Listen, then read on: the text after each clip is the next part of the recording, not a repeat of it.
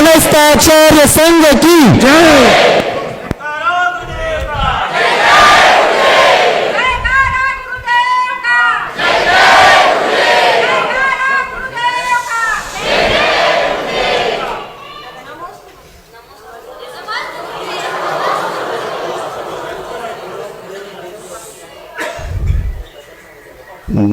ज़्यादा नारे लगाने की अपेक्षा से आप भावों से ही सब कुछ करें, क्योंकि समय बहुत कम मिलता है अपने को।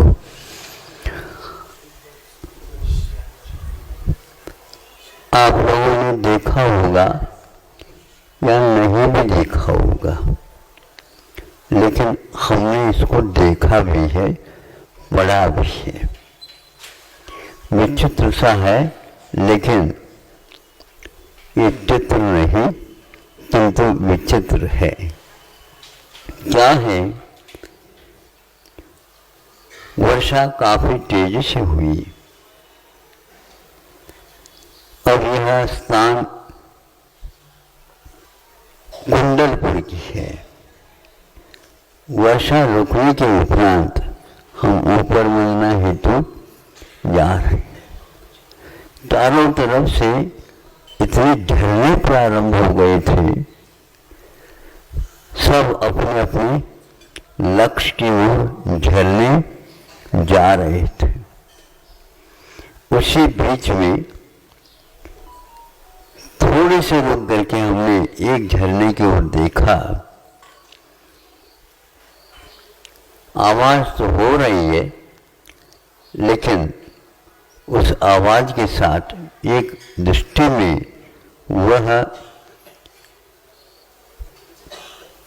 दृश्य आया, विस्मित हो गया। फिर सोचा केवल विस्मय करना ठीक नहीं होता, अध्ययन होना चाहिए। सोच करके उसको और गौर से देखता रहा। जिसके पास पैर नहीं है, जिसके पास कोई आधार, कोई वस्तु नहीं है, और वह सरपट नीचे की ओर भी आता कभी, और कभी ऊपर की ओर भी जाता। पानी में वह मछली है। मछली के पास तो कोई पैर होता नहीं, सलगता है। उस पानी में भी वह कुछ बाहर भी आ रहे हैं, उसके पूंछ इत्यादि, किंतु नीचे की ओर न जा करके वह ऊपर की ओर जा रहा। ध्यान में आ रहा, आपको समझ में आ रहा? नीचे के तो प्रवाह के साथ तो आना स्वाभाविक है, लेकिन प्रवाह से विपरीत जाना, और वो भी किसी साधन के, क्या आप जा सकते? नहीं। क्यों नहीं जा सकते? ये संभव नहीं है। बर्फ के ऊपर से भी आप लोग खिसकते हैं, उसमें भी कुछ संयम रखना पड़ता है, लेकिन वह मछली कैसे संयत होकर के ऊपर की ओर जा रही है, इसका आप अध्ययन कर लीजिए। मनुष्य सब कुछ कर सकता है, किंतु उसमें संयम की बड़ी बात होती है। इसको देखने के उपरांत मुझे ऐसा लगा, हमने अपने पास जो कोई भी क्षमताएं हैं, उन क्षमताओं का उपयोग नहीं किया, और उन क्षमताओं को गौण करते हुए हमने अपनी वृत्ति को अन्यथा विपरीत दिशा में ही लेना प्रारंभ कर देते। शिक्षा इसलिए दी जाती है वह विपरीतता से बच सके। शिक्षा के द्वारा हमेशा हमेशा उन्नति की ओर जाना चाहिए, लेकिन प्रयोग प्रयोजन की सिद्धि के अभाव में वह शिक्षा किसी काम में नहीं आती। प्रयोजन क्या है, ये बहुत बड़ा महत्वपूर्ण है। प्रयोजन आज योजना दूर रह जाता है, विदेशी शिक्षा के कारण ऐसा हो रहा। इसको कहते हुए मुझे कोई भी कष्ट नहीं होता, यह सही है। किसी को ये बुरा लग सकता है, लेकिन उसको हम सोच करके बुरा को भी बुरा बना सकते हैं। हम दूसरे को शिक्षा देने की अपेक्षा से दूसरे के सामने हम वह कार्य प्रयोग में ला करके दिखाए जिसके द्वारा आश्चर्य भी होगा और कई लोगों को एक प्रकार से शिक्षा भी मिलेगी। शिक्षा मतलब दृष्टि मिलेगी। दृष्टि का अर्थ क्या, अभी आंख नहीं है क्या, आंख तो है लेकिन भीतरी आंख काम नहीं कर रही, इसको बोलते हैं दृष्टि का अभाव। यही से शिक्षाओं से ये ज्ञात होता है, जैसे कोई किसी ने इंजीनियरिंग कर लिया और किसी कंपनी में वहां जाना चाहता है और कंपनी बुलाती भी है, भैया इस प्रकार की योग्यता हो तो आ जाओ, तो आ जाते हैं।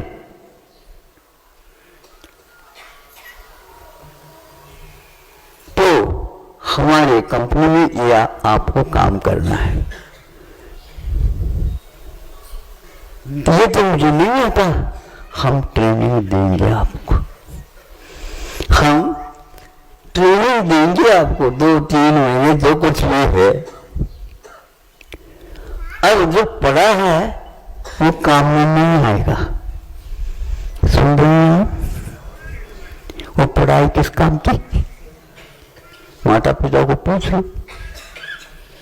निर्णय तो उनका था।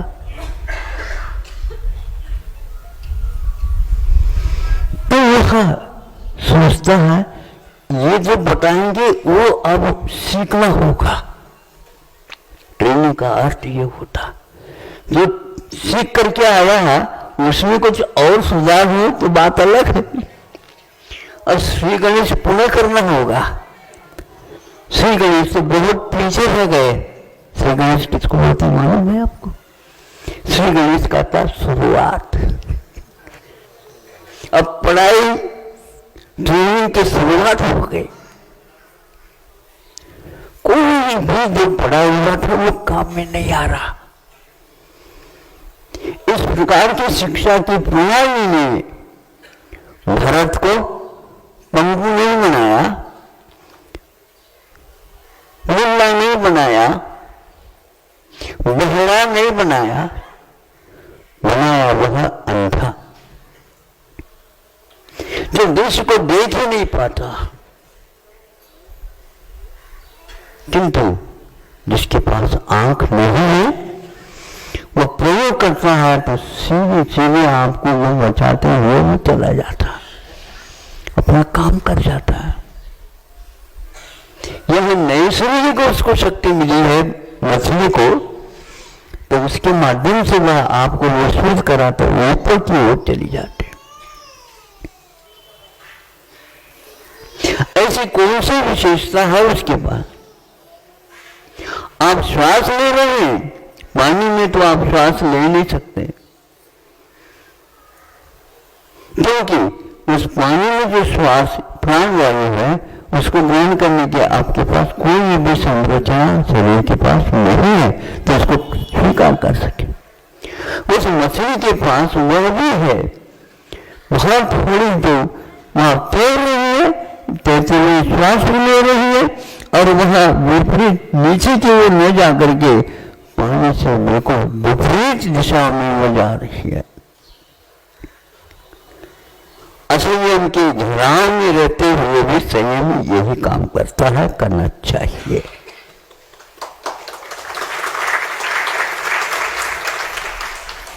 यह संयम का प्रयोग अपने आप में बहुत महत्वपूर्ण है।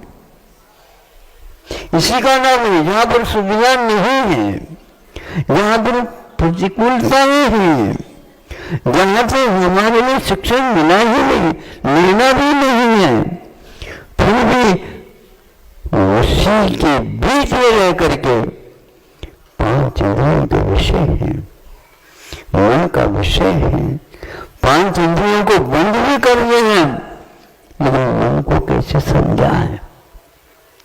मन को पहले ही समझाया गया है, तब वह संयत होता है, तब वह पूरी जनता को या पूरी दुनिया को विस्मय में डाल देता है। यह संभव नहीं है, असंभव है, संभव कैसे हो रहा है? इसी का नाम तो संयम है। संयम यह है, आप लोगों को असंयम में ज्यादा रुचि नहीं लेना, यही संयम की ओर एक प्रकार से रास्ता खोल देता है। यदि ये आप नहीं कर पाए, निश्चित रूप से अगले जीवन में जाकर के पश्चाताप अवश्य करेंगे। आप अपने बच्चे को समझाते हैं, वो बेटा काम करता है, फिर समझाते हैं, लेकिन आप क्योंकि उसको बड़ा बनाना ही ये संकल्प ले चुकी, इसलिए उसकी गलती को थोड़े से सहन करते हुए, कान भी पकड़ते हुए, पकड़ते हैं क्या नहीं कान, एक हाथ से कान पकड़ो और एक हाथ से गाल में, क्या बोलते हैं उसको? ये थप्पड़ तो मालूम है, आवाज आती है, किंतु सहला देते हैं, सहला हिलाते नहीं, उसको सहला देते हैं। इस सहलाने के कारण इस थप्पड़ को भी वो भूल जाता है। इस सहला में जादू है, लेकिन ये हाथ से नहीं होता, ये भीतरी मानसिक पतों से हुआ करता है। उसके मन को आप एक प्रकार से प्रभावित करते हैं, इसको यूं कह लो सम्मोहित करते हैं। सम्मोहित एक शब्द बहुत है तो, लेकिन उसमें अहित का कोई उद्देश्य नहीं रहता, हित का उद्देश्य रहता है। अभी वह थप्पड़ जो लगाया है, वो हाथ लगाने से अभी भी दुख हो रहा है, लेकिन वह भूल जाता है। इसको बोलते हैं प्रशिक्षण, इसको बोलते हैं दिशा बोध, इसको बोलते हैं संयम। हम असंयम की धारा में बहना नहीं चाहते, किंतु हम ये सीखे प्रवाह में डूब क्या होता है, ये निश्चित बात है, लेकिन प्रवाह के अनुसार यदि बहता है तो उसको सीखना अथवा तट में मिल जाता है। इस तट को पाने के लिए हमें प्रवाह से डरना नहीं, किंतु प्रवाह के विपरीत भी नहीं जाना। प्रवाह जिस ओर जा रहा है उससे में से थोड़ा सा पानी काटते हुए तिरछे यूं जाए, अवश्य ही तट उसे मिल जाता है। ये प्रवाह कभी भी आपको प्रतिकूल नहीं महसूस होगा, किंतु हम प्रवाह में तैर नहीं रहे हैं, तैर सकते नहीं हैं, लेकिन वह डुबा सकते हैं, निश्चित बात है, लेकिन हम थोड़े थोड़े वो पानी को काट लेंगे। तीर की ओर जैसे जाते हैं वैसे पानी का प्रवाह हमारे लिए बाधक नहीं होता। सीधे उसके साथ ये करेंगे तो निश्चित रूप से पानी का भार हमारे ऊपर आकर के डूब जाएंगे। इसलिए आचार्य ने कर्म का एक प्रवाह है, ब्रह्म क्षेत्र काल भाव में थोड़ा सा परिवर्तन करने से निश्चित रूप से उस प्रवाह में हम बच सकते हैं। हमेशा बचे ये संभव नहीं है। कर्मों के भी प्रवाह होने के कारण हमारी शिक्षा भी फेर हो सकती है और होती है। तो फिर क्या शिक्षा न ले, शिक्षा न ले ऐसा नहीं कहा गया है, किंतु अभिभावक थोड़ी सोच ले, बच्चों को आप बाध्य करके कोई विषय का निर्णय नहीं देना। बच्चों को बाध्य करके इसलिए नहीं लेना क्योंकि उस कच्ची उम्र में वह आपके अनुसार ही चलना चाहेगा, लेकिन आपको तो कुछ पता ही नहीं कि किस क्या कौन सी शिक्षा लेना। सारी यहाँ की शिक्षा प्रणाली को, सारे यहाँ पर सिद्ध को, सारी यहाँ की कलाओं को, सारे यहाँ पर जीवन जीने की सामग्री को ध्वस्त समाप्त कर दिया गया है। तो भारत का हाल यह हुआ है। इसलिए आप लोगों को शिक्षा कौन सी है पहले देखना होगा। चिकित्सा की दृष्टि से देखते हैं तो हाल बहुत खराब है। जो औषध रिएक्शन कर रहा है उस औषध को छोड़ा नहीं जा रहा, जीवन पर्यंत आपको लेना ही पड़ेगा। कई बच्चे आकर के लोग दो, मेरे पास हाथ छोड़ करके महाराज जी का आशीर्वाद दे दो, क्या है मेरा दवाई छोड़ जा। अब हंसने लगे आप, और दवाई लेते क्यों हो? पहले शुरुआत में तो उन्होंने कहा बस 2 पुड़ियां ले लो सब काम हो जाएगा। अब पुड़ियां बढ़ती जा रही है, मात्रा बढ़ती जा रही है, अब छोड़ नहीं सकते। उन्होंने ये पहले कहा बीच में छोड़ोगे तो जब आज तक जो लिया है वो सब खराब हो जाएगा। इस बीमारी के कारण वह हैरान हो गया। हजारों व्यक्ति इस प्रकार मेरे पास आ जाते हैं। औषधि वही है जो गुणकारी हो। यदि वह गुण हो रहा है, धीमे हो रहा तो उसको थोड़ा सा बदला जा सकता है, लेकिन वह जीवन पर्यंत का काम मुझे समझ में नहीं आता। असह्य की मात्रा ऐसी हो गई, भोजन करना आवश्यक है लेकिन कुछ नहीं भोजन करना ये गलत है। जो भारत में चिकित्सा पद्धति से उसको आहार के ऊपर ही रखते थे, आज आहार कुछ भी ले लो लेकिन कम करते जाओ, कुछ भी ले लो कितनी बार भी ले दो, बार बार भी ले लो तो कोई बाबा नहीं। अरे यदि आप एक बार भोजन कर लिया तो दूसरे भोजन के बीच में जो अंतराल है 3-4 घंटे का, उसको यदि उपयोग में नहीं लाते हैं तो निश्चित रूप से आपका आहार विष के रूप में परिवर्तित हो जाएगा। आज यह शिक्षा दी जा रही है, चिकित्सा दी जा रही है कि आप तो थोड़ा लेते रहो।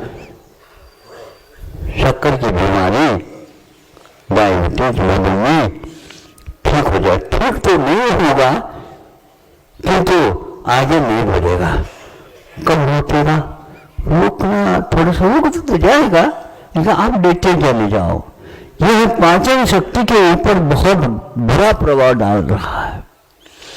जितनी भूख लगेगी उस भूख को सहन करना पड़ेगा 3-4 घंटे, ताकि उसी उष्णता के कारण उसका पाचन हो जाएगा।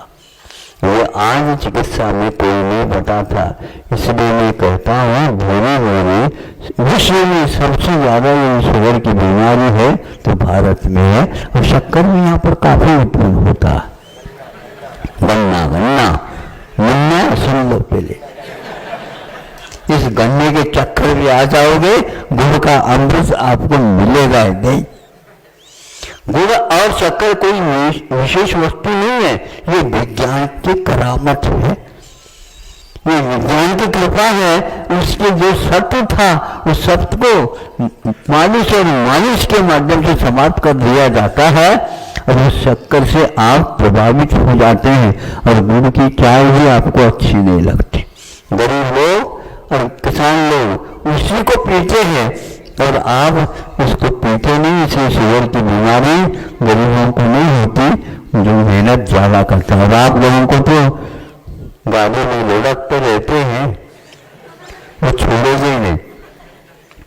इस बात को सभी लोगों ने अध्ययन कर लिया, सुन लिया, सब कुछ हो गया, लेकिन छोड़ नहीं सकते। इसको बोलते हैं सफेद जहर। शक्कर को जहर कहा जा रहा है, लेकिन फिर भी लिया जा रहा है, लिया जा रहा है। आज शक्कर की एक प्रकार से जो स्वाद है, उस स्वाद की मात्रा बढ़ गई है। दूसरा कृत्रिम शक्कर का निर्माण हो गया, जिसको सैकड़ों आप लोग बोलते हैं। गुणित क्रम से निछाद तो बढ़ गया, लेकिन उसको हजम करने की क्षमता आपके पास नहीं है। रोग की वृद्धि होती चली जा रही है। और पढ़े लिखे जो है ना, इसको जानते हुए भी उसको आंख बंद करके ले रहे हैं। उनकी वो पढ़ाई हमारे लिए अभिशाप सिद्ध हो रही है। उनको देखा देखे अनेकों व्यक्ति उसका प्रयोग करते चले जा रहे हैं। भारत की दशा शिक्षा के कारण नीचे नीचे की ओर जा रही है। ये कहते हुए हमें कभी भी बुरा नहीं लगता, क्योंकि आप लोग कहने के बाद भी आपकी आंखें नहीं खुल पा रही। समय आपका हो गया, आज थोड़े से समय कम था।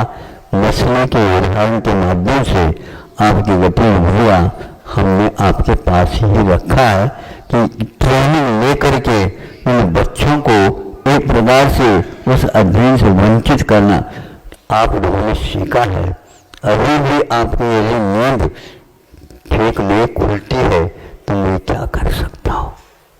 नींद की गोली लेकर के 12 बजे तक सोने की अपेक्षा से बिना गोली लिए 3-4 घंटे में यदि नींद लेते हैं तो भी पर्याप्त है। ये बताया गया है, एक बार झोंका भी आ जाता थोड़े अच्छे ढंग से तो उसमें भी निद्रा की बहुत मात्रा काम हो जाती, चल सकता है। कुर्सी पर बैठे बैठे आप ले सकते हैं, आधा घंटे में भी आपको ज़्यादा सोने की कोई आवश्यकता नहीं। निद्रा आवश्यक तो है, लेकिन अनिवार्य नहीं है। एक पुस्तक हमने पढ़ी थी, आपको वो मिल जाए तो उसको पढ़ लेना चाहिए। वृद्धावस्था में तो कम से कम ज्ञान तो हो ही जाएगा आपको, लेकिन ज्ञान संयम के अभाव में हमारे लिए अभिशाप सिद्ध हो रहा है। और हमें अपने कषायों के ऊपर, अपने असंयम के ऊपर, अपनी गतिविधियों के ऊपर एक लगाम, एक प्रकार से उसको अनुशासित करने में हमें उपयोग करना चाहिए। अन्यथा प्रतिभा क्षेम के माध्यम से मिली है, उसका कोई भी अर्थ नहीं निकलेगा। बाद में पश्चाताप करने की अपेक्षा से आज उस ताप को ऐसे घुमा दो जो वह शीत के परिवर्तित हो जाए। हमारी धारणाओं में एक क्षमता है कि भारतीय शिक्षा इसी को बोलते हैं, हमारी धारणाओं में इतनी क्षमता है, हम बर्फ के ऊपर बैठ करके भी अपने शरीर में पसीना ला सकते हैं। है कोई उसके पास? गर्मी को हम सर्दी में और सर्दी को हम गर्मी में बदल सकते हैं अपने मनोयोग के माध्यम से। हमारा मन यदि संयत होता है तो कार्य होता है, अन्यथा ऋषि लोग वह बर्फ में रह करके तपस्या कर कैसे सकते हैं। वही आहार, वही सब विहार आदि सब कुछ क्रियाएं हैं, लेकिन एक प्रकार से हम भारतीय संस्कृति को खोल करके उसका उपयोग करते हैं। तो आज में इस पंचम काल में भी हमें सुख और शांति का अनुभव हो सकता है। अहिंसा परमो धर्म की जय। आचार्य भगवान विद्यासागर जी महामुनि राज्य की, समस्त आचार्य संघ की।